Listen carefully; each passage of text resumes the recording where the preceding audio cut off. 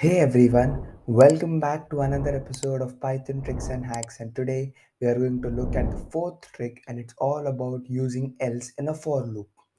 Have you ever needed to run some code after a for loop only if the loop is completed without being interrupted by a break statement?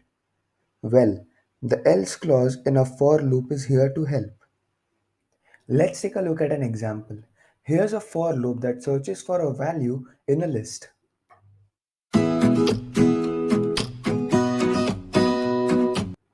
In this example, the else clause is executed only if the for loop completes normally without encountering a break statement. This can be helpful for handling special cases or for running some code after the for loop has completed its execution. And that's it for today's trick. If you found this helpful, be sure to like and subscribe for more Python tricks and hacks.